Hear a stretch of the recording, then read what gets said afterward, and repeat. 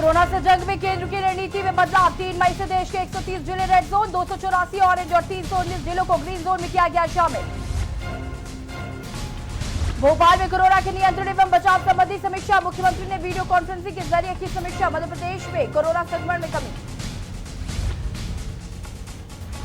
इंदौर में कोरोना को रोकने के लिए स्क्रीनिंग पद्धति। शहरी इलाकों में डोर टू डोर की गई स्क्रीनिंग। 6000 से ज्यादा लोग हाई रिस्क पर।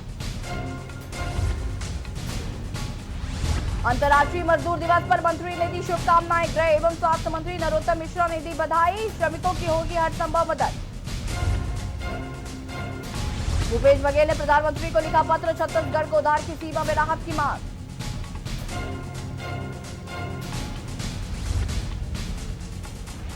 देश में लगातार बढ़ रहा कोरोना का कहर। मरीजों की संख्या हुई 35,000 के पार। अब तक 1,147 लोगों की मौत। आप देख रहे हैं के न्यूज, खबरों का सारथी। नमस्कार, स्वागत है आपका मध्य प्रदेश और छत्तीसगढ़ के बुलेटिन में। मैं हूं आपके साथ यशी शुक्ला और अब रुक करेंगे खबरों का। देश भर में कोरोना वायरस का संकट गहराता जा रहा है। लॉकडाउन के बाद भी देश में कोरोना वायरस से संक्रमित होने वाले मरीजों की संख्या में कमी देखने को नहीं मिल रही है और मरीजों की संख्या अब तक 35,000 के पार हो चुकी है और वहीं इससे अब तक 1,147 लोगों की मौत हो चुकी है। कोरोना वायरस संक्रमण के बढ़ते प्रसार को देखते हुए केंद्र सरकार ने की ओर से 3 मई के बाद यानी अगले हफ्ते के लिए जिलों को अलग अलग हिसाब से बांटने का काम किया गया है। स्वास्थ्य मंत्रालय ने देश के सभी जिलों को 3 कैटेगरी में बांट दिया है, रेड जोन, ऑरेंज जोन और ग्रीन जोन। आपको ग्राफिक्स के जरिए बताते हैं कि जोन के बारे में पूरी जानकारी। मध्य प्रदेश, और आपको बताते हैं मध्य प्रदेश के 9 रेड जोन: इंदौर, भोपाल, उज्जैन, जबलपुर, धार, बड़वानी, पूर्वी निमाड़, देवास, ग्वालियर। 19 ऑरेंज जोन: खरगोन, रायसेन, होशंगाबाद, रतलाम, आगर, मालवा, मंदसौर, सागर, शाजापुर, छिंदवाड़ा, अलीराजपुर, टीकमगढ़, शहडोल, श्योपुर, डिंडोरी, बुरहानपुर, हरदा, बैतूल, विदिशा, मुरैना। और अब आपको बताते हैं 24 ग्रीन जोन: रीवा, अशोकनगर, राजगढ़, शिवपुरी, अनूपपुर, बालाघाट, भिंड, छतरपुर, दमोह, दतिया, गुना, झाबुआ, कटनी, मंडिया, नरसिंहपुर, नीमच, पन्ना, सतना, सीहोर, सिवनी, सीधी, उमरिया, सिंगरौली और निवाड़ी। और अब बात करेंगे छत्तीसगढ़ की। 1 red zone Raipur, 1 orange zone Korba, 25 green zone Surajpur, Bilaspur, Durg, Rajnandgaon, Bastar, Dantewada, Dhamtari, Janjgir Champa, Jashpur, Kanker, Kabirdham, Korea, Mahasamund, Raigarh, Surguja, Bijapur, Narayanpur, Sukma, Kondagaon, Baloda Bazar, Gariaband, Balod, मुगेली, बलरामपुर, बेमेतरा। और अब बढ़ेंगे खबरों में। देश में कोरोना के चलते अचानक लगाया गया लॉकडाउन प्रवासी मजदूरों पर सबसे ज्यादा भारी पड़ा है। मजदूरों को जब ये पता चला कि जिन फैक्ट्री और काम धंधे से उनकी रोजी रोटी का जुगाड़ होता था वो न जाने कितने दिनों के लिए बंद हो गए हैं।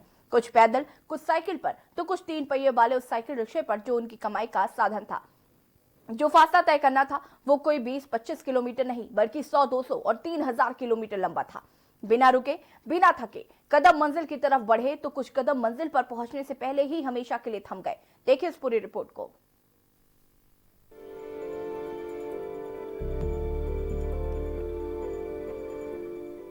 देश में कोरोना के चलते अचानक लगाया लॉकडाउन प्रवासी मजदूरों पर सबसे ज्यादा भारी पड़ा है। मजदूरों को जब ये पता चला कि जिन फैक्ट्रियों और काम धंधे से उनकी रोजी रोटी का जुगाड़ होता था वो न जाने कितने दिनों के लिए बंद हो गई हैं, तो वे घर लौटने को छटपटाने लगे। ट्रेन, बस सब बंद थी। घर का राशन भी इक्का दुक्का दिन का बाकी था। जिन ठिकानों में रहते थे उसका किराया भरना नामुमकिन लगा।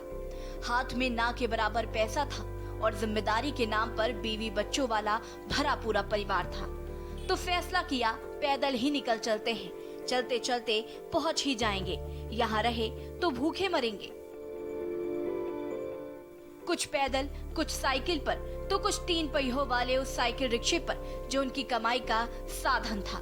जो फासला तय करना था वो कोई 20-50 किलोमीटर नहीं बल्कि 100-200 और 3000 किलोमीटर लंबा था।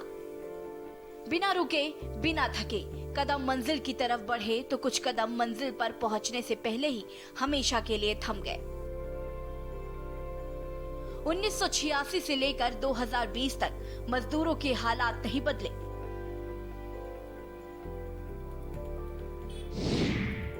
1886 की बात है, तारीख 1 मई थी। अमेरिका के शिकागो के हैमोर्केट मार्केट में मजदूर आंदोलन कर रहे थे। आंदोलन दबाने को पुलिस ने फायरिंग की, जिसमें कुछ मजदूर मारे भी गए। प्रदर्शन बढ़ता गया, रुका नहीं और तब से 1 मई को मारे गए मजदूरों की याद में मजदूर दिवस के रूप में मनाया जाने लगा। आज फिर 1 मई आई है, इस बार थोड़ी अलग भी है। मजदूर दिवस पर लॉकडाउन में फंसे मजदूरों की हालत बद से बदतर हो चुकी है। देश के अलग अलग राज्यों से अलग अलग राज्यों में मजदूरी करने वाले मजदूर घर लौटना चाहते हैं। हर मजदूर को अपने गांव घर की याद सता रही है। कई राज्यों की सरकारों ने अपने राज्यों के मजदूरों को वापस लाने के लिए कदम भी बढ़ा दिए, तो कई राज्य अभी केंद्र से स्पेशल ट्रेन और बाकी विकल्पों की मांग कर रहे हैं। तो कई राज्य ऐसे भी हैं जो अपने राज्यों के मजदूरों को लेकर बेपरवाह हैं। उनकी सुध लेने के अब तक मन नहीं बना पाए हैं। प्रवासी मजदूरों की हालत खराब है। पहले लॉकडाउन के दौरान दिखी तस्वीरों को समझें तो नोएडा और मुंबई से घर जाने की जिद पर अड़े प्रवासी मजदूरों की बेचैनी को समझा जा सकता था। ये बेचैनी ये बताने के लिए काफी थी कि मजदूरों का हाल बेहाल है। पैदल चले और अपनी जान गंवा बैठे प्रवासियों के संघर्ष और सफर की दास्तां यहीं खत्म नहीं होती। फासला अभी लंबा है, मंजिल अभी दूर है और जब तक देश के मजदूरों की दशा नहीं सुधरती, रोजी रोटी का मुकम्मल इंतजाम नहीं होता, मजदूरों का भविष्य में तरक्की का उजाला नहीं होता, तब तक हर नीति, रणनीति और किए गए फौरी इंतजाम बेईमानी है। स्पेशल डेस्क रिपोर्ट, के न्यूज इंडिया।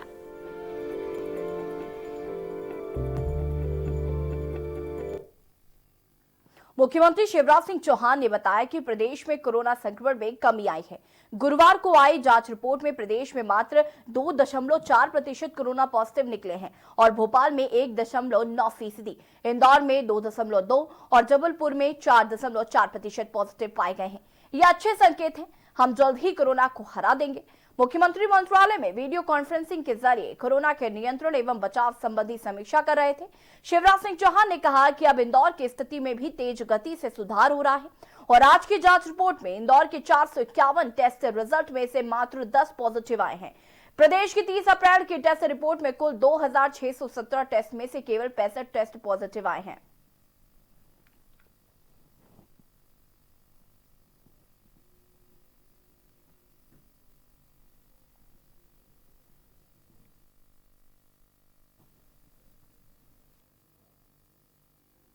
मंत्रिमंडल की खबरों के बीच बसपा विधायक रामबाई स्वास्थ्य एवं गृह मंत्री डॉक्टर नरोत्तम मिश्रा से मिलने उनके निवास पर पहुंची थी। मंत्रिमंडल में शामिल होने पर रामबाई ने कहा कि बीजेपी की जो नीति है उन्हें जो सही लगेगा वो करेंगे। मुझे अपने क्षेत्र का विकास करना है, क्षेत्र की जनता का विकास महत्वपूर्ण है, पहले इस पर प्राथमिकता है। आगे बीजेपी की सोच है कि उन्हें क्या करना है, क्या नहीं करना और उसमें से हम कुछ नहीं बोल सकते हैं।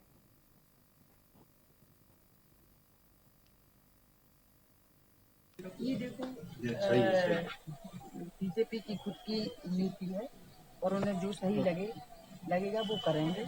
मुझे अपने क्षेत्र का विकास करवाना है, क्षेत्र की जनता का विकास महत्वपूर्ण है, तो मैं पहले उस पर प्राथमिकता मेरी है।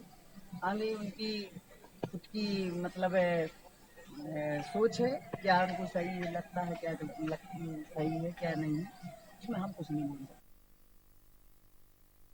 अंतर्राष्ट्रीय मजदूर दिवस पर मध्य प्रदेश के गृह एवं स्वास्थ्य मंत्री नरोत्तम मिश्रा ने वैश्विक महामारी कोरोना के महासंकट पर श्रमिकों ने श्रम के साथ संयम की दूसरी परिभाषा परिभाषित की। वहीं मिश्रा ने कहा कि इसके लिए मैं उनका हृदय से आभार व्यक्त करता हूं, साथ ही सभी श्रमिकों को बधाई और शुभकामनाएं देता हूं। संयम का परिचय दे रहा है, इसलिए वो वंदनीय की बहुत बहुत शुभकामना श्रमिक दिवस की। और वास्तव में आज देश में जिस तरह से श्रमिक हमारा धैर्य का परिचय दे रहा है, संयम का परिचय दे रहा है। इसलिए वो वंदनीय की श्रेणी में आया है। कई किलोमीटर पैदल चलना, लेकिन कहीं भी संयम न खोना, ये मजदूर का श्रम के बाद संयम एक दूसरी परिभाषा उन्होंने परिभाषित की है। एक कंकड़ पूरे देश में कहीं न फेंकना, ये श्रम के बाद संयम की उन्होंने एक नई परिभाषा हमारे देश के श्रमिकों ने गढ़ी है। हमारे प्रदेश में लगातार बाहर जो श्रमिक हैं उनको लाने की कोशिश हो रही है। अभी तक 35,000 के लगभग प्रवासी श्रमिक हम जिले में ला चुके हैं और दूसरे जिलों में भी 30,000 के लगभग अलग अलग भेज चुके हैं। मजदूरों को 8,71,000 मजदूरों को मनरेगा के तहत मध्य प्रदेश में काम यहां पर दे दिया है। छोटे छोटे उद्योग और काम धंधे भी शुरू हो गए हैं। और जो मंडी के अंदर भी जो हमारी ऐतिहासिक खरीद है, 28 लाख मेट्रिक टन की ज्यादा खरीदी मध्य प्रदेश में करके वहां पे भी मजदूरों को दिया है। और उन्होंने शहडोल में कोरोना के 3 पॉजिटिव मरीज की पुष्टि के बाद लोगों में अपने स्तर पर लॉकडाउन का पालन करने में सक्रियता बढ़ा दी है। इसे लेकर जिले के दर्जनों गांव के ग्रामीणों ने सड़क पर बांस का बैरियर लगा दिया है और बाहरी लोगों का गांव में आने जाने पर पूरी तरीके से पाबंदी लगा दी है। बैरियर में यह भी लिखा गया है कि अनजान लोगों का गांव में प्रवेश करना निषेध है और साथ ही गांव के सभी लोग सरकारी निर्देशानुसार शारीरिक दूरी बनाए रखने की अपील भी कर रहे हैं। ग्रामीणों ने बताया कि लॉकडाउन नियम के पालन से ही कोरोना संक्रमण से बचा जा सकता है।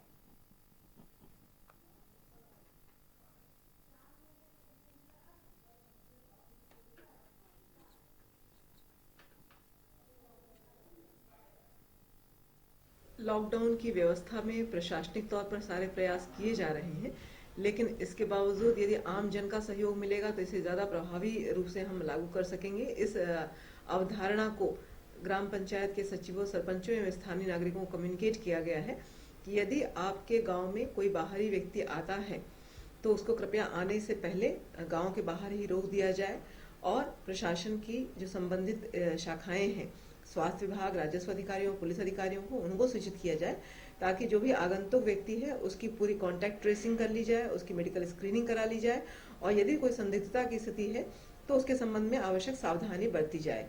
क्योंकि सीधे यदि गांव में व्यक्ति पहुंच जाएगा, यदि संक्रमित हुआ या संक्रमण का कैरियर हुआ तो उससे गांव वालों को असुरक्षा की स्थिति पैदा हो जाएगी। इस बात की पाबंदी करने के लिए ग्रामवासियों का सहयोग लेकर स्थानीय तौर पर प्रत्येक गांव में लॉकडाउन की व्यवस्था करके, बैरिकेडिंग करके और गांव के लोगों द्वारा ही इस तरह की व्यवस्था की जा रही है ताकि आगंतुक व्यक्ति गांव में सीधे प्रवेश न कर सके।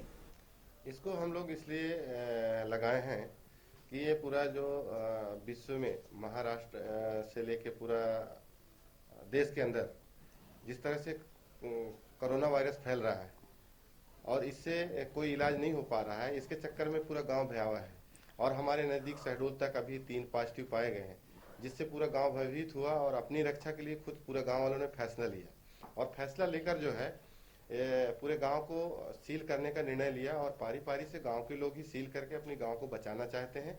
इसमें जो भी बाहरी व्यक्ति आता है उसको आने से मना कर देते हैं, अगर उचित है तो ही जाने देते हैं और शासन प्रशासन के लोगों को जाने की अनुमति है। और गांव के जो अभी रह रहे हैं वो अगर अपनी बहुत महत्वपूर्ण काम से बाहर निकलते हैं उनको वापस आने की अनुमति देते हैं।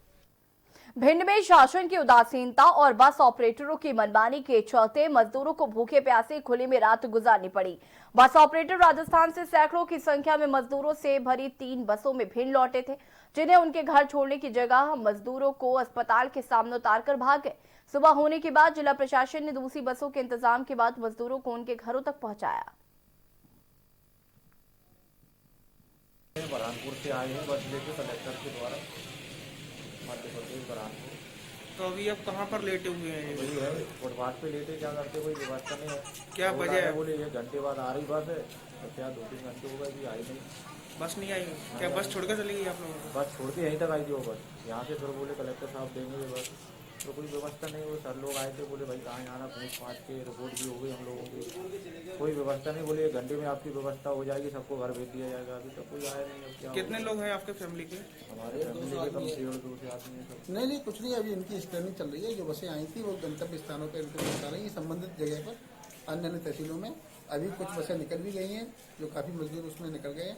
अब ये लाहौर के बच्चे हैं, इनके लिए 2 बसें हैं, उन 2 बसों में ये सारे मजदूर अभी जाने वाले हैं। ये तो जो मजदूर जो बसों में सवार होकर आए थे, तो बस अभी गई कहाँ है उनको छोड़कर? उनको अलग अलग थे, फिर जैसे कुछ अटेर के थे, अटेर पहुंच गए, अटेर निकल गई। चंदेरी के उपार्जन केंद्र में सहकारी समिति प्राणपुर के अंतर्गत संचालित गेहूं खरीदी केंद्र हिरावल एवं नवीन गल्ला मंडी पर सर्वेयर एवं समिति प्रबंधक की अनुपस्थिति में एजेंटों के सहारे किसानों का गेहूं खरीदा जाता है, जो कि एजेंटों के सहारे ही संचालित है। उपार्जन केंद्र पर खुले आसमान के नीचे पड़ा है। हजारों क्विंटल गेहूं पर्याप्त साधनों एवं उचित व्यवस्था के और प्रबंधकों की लापरवाही के कारण खुले में पड़ा हुआ है। केंद्र पर बड़े गेहूं का परिवहन नहीं हो पा रहा है।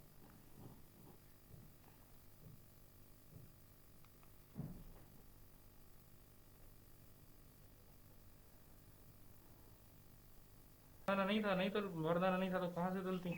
और आज जो है 29 तारीख वालों का क्या होगा फिर? 29 तारीख वालों को वरदान आ जाएगा तो उनको फोन करके बुला लेते हैं, कहा आपको मैसेज, आपको वरदान आ गया, आप आ जाइए। परिवहन के लिए बोला था, अभी भी बोला है, तो गाड़ी कम आ रही है, इस चक्कर में अभी रुका हुआ है। कल 2 गाड़ी भरी गई थी।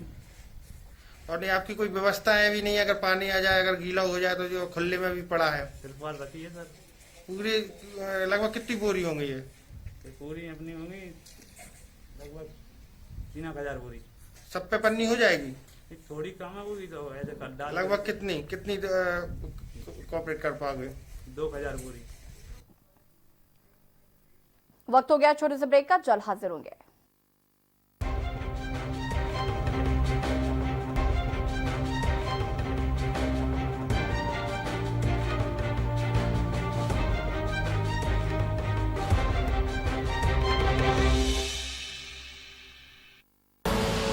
आप देख रहे हैं के न्यूज, खबरों का सारथी। खुदी को आजमाया है तो ये अंदाज आया है, खुदी को आजमाया है तो ये अंदाज आया है। तुम में भी मैं हूं, शुद्ध प्लस पान मसाला।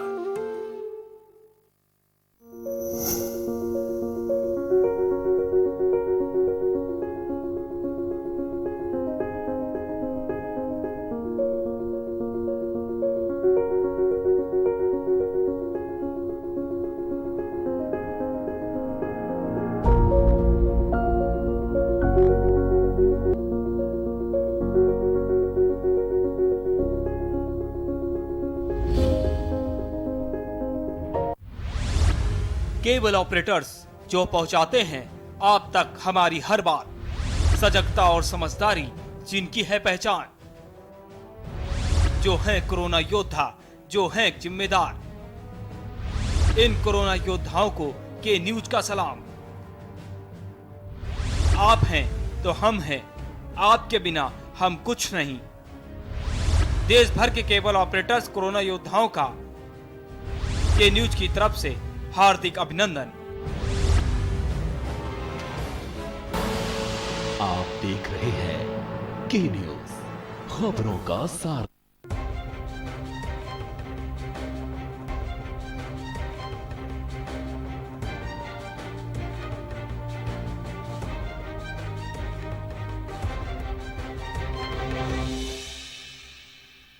ब्रेक के बाद आपका स्वागत है।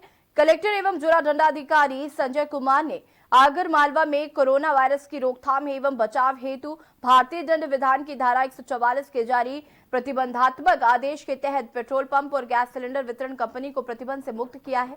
साथ ही 4 मई से जिले की किराना दुकान एवं इलेक्ट्रॉनिक दुकान तथा कृषि संबंधित दुकानें प्रातः 10 बजे से रात्रि 8 बजे तक खुली रहेंगी।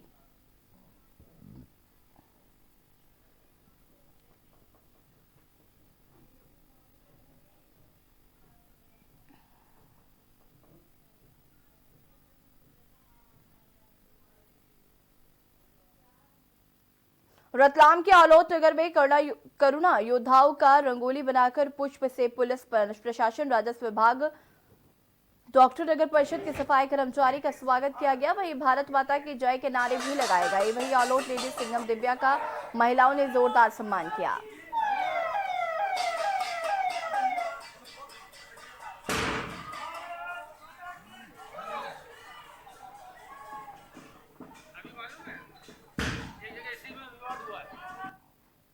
लॉकडाउन 2.0 खत्म होने की कगार पर है, पर मजदूरों की समस्या खत्म होने का नाम नहीं ले रही है।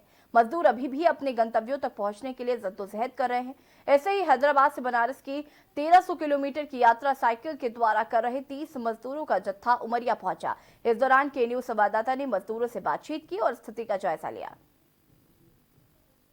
लॉकडाउन को लगे हुए पूरे एक माह गुजर चुके हैं और लॉकडाउन 2.0 भी खत्म होने की कगार पर है, लेकिन मजदूरों का जो आना जाना बंद नहीं हो रहा। मैं आपको दिखा दूं, ये पूरे जो मजदूर हैं ये हैदराबाद से साइकिल से चल करके बनारस की ओर जा रहे हैं और आज ये उमरिया ज़िले में पहुंचे हैं और बीएमओ डॉक्टर बघेल के द्वारा इनका स्वास्थ्य चेकअप रास्ते में ही किया जा रहा है। पूरे देश की स्थिति यही है, अभी तक लगातार क्षेत्र में मजदूरों का आना लगातार लगा हुआ है और मजदूर कहीं अभी रुक नहीं रहे हैं। इन्होंने बताया ठेकेदार ने इनकी पेमेंट नहीं की और आइए हम इनसे बात करते हैं।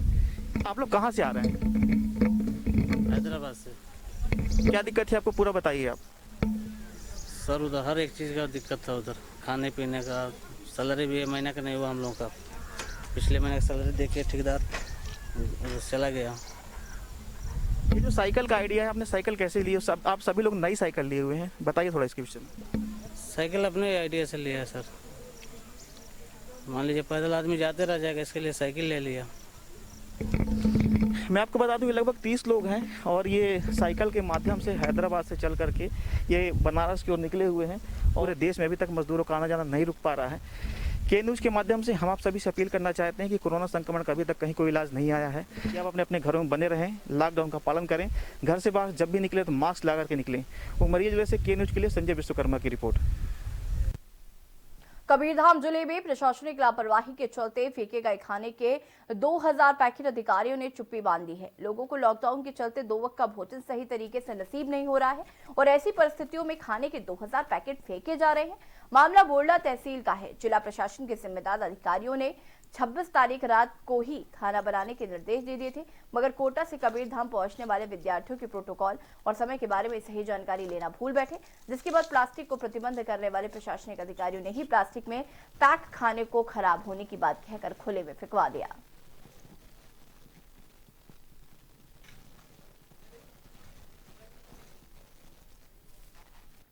बालोद जिले के मजदूर जो प्रदेश से बाहर जीवन यापन करने गए थे, वो सभी अब वापस लौट रहे हैं, जिसका केवल एकमात्र कारण है कि प्रदेश में बाहर के मजदूर तो सुरक्षित हैं, परंतु यहां से बाहर रहने वाले मजदूरों को जीवन यापन में काफी दिक्कतें आ रही हैं। आपको बता दें कि जिले के डोडी लोहारा विकासखंड के ग्राम नारकी का एक मजदूर हैदराबाद से पैदल चलते हुए आया है और वो बालोद जिला आने से पहले एम्स रायपुर में जांच कराने की बात कह रहा है। साथ ही मजदूर ने अपनी व्यथा बताते हुए कहा कि वहां फंसे हमारे भाई बहनों की स्थितियां खराब हैं और 15 दिन में एक बार राशन मिलता है, उसके लिए भी हल्ला करना पड़ता है।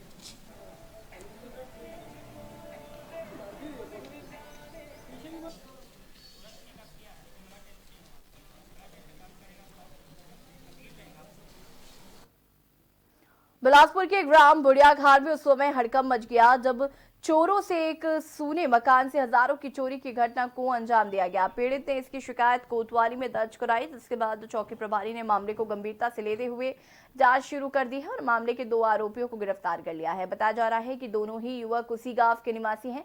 वहीं पुलिस ने दोनों से चोरी का सामान भी बरामद कर लिया है।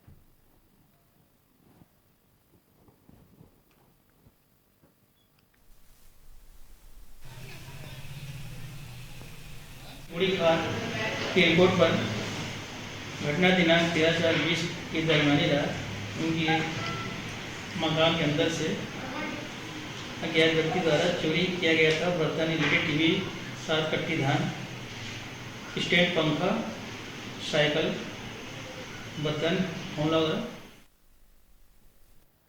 जांजगीर चांपा जिला में कोरोना वायरस संक्रमण के खतरे की चुनौतीपूर्ण परिस्थितियों के बीच मजदूरों का रोजगार उपलब्ध कराना बड़ी उपलब्धि है।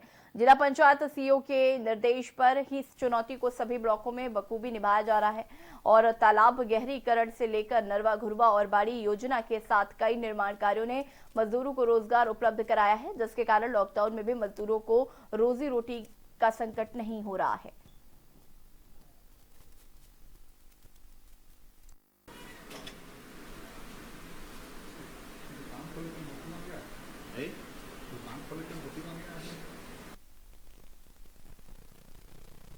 जिले में कुल 657 पंचायतें हैं।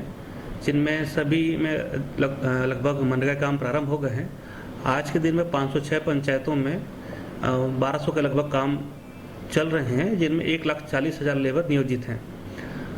सभी पंचायतों में हमारे पास पर्याप्त काम स्वीकृत हैं, जिसके माध्यम से हम सभी मजदूरों को काम देने की स्थिति में हैं।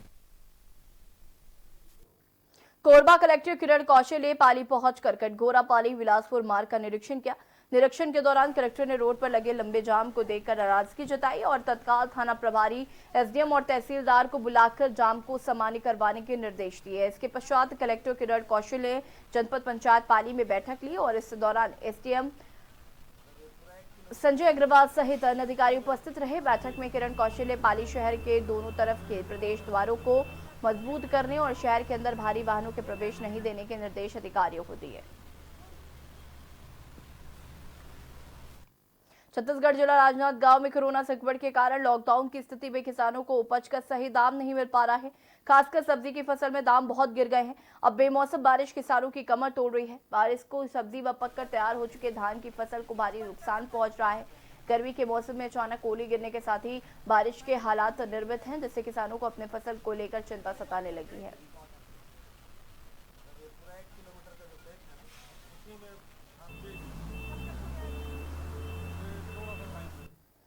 बिलाईगढ़ शिक्षा विभाग के सभी शासकीय मिडिल स्कूल और प्राइमरी स्कूलों में पढ़ने वाले छात्रों को मध्याह्न भोजन में चावल दाल देने का निर्देश जारी किया गया था, जिसके मद्देनजर मिडिल स्कूल के छात्रों को 6 किलो चावल व 1200 ग्राम दाल और प्राइमरी के छात्रों को 4 किलो चावल व 1 किलो दाल वितरण करने का सुनिश्चित किया गया था। इसी के मद्देनजर बिलाईगढ़ ब्लॉक की शासकीय उच्चतर प्राथमिक शाला में पढ़ने वाले बच्चों को घुन व कीड़े रहित दाल और चावल वितरण किया था। मध्य प्रदेश और छत्तीसगढ़ के बुलेटिन में फिलहाल इतना ही। देखते रहिए के न्यूज़ इंडिया। नमस्कार।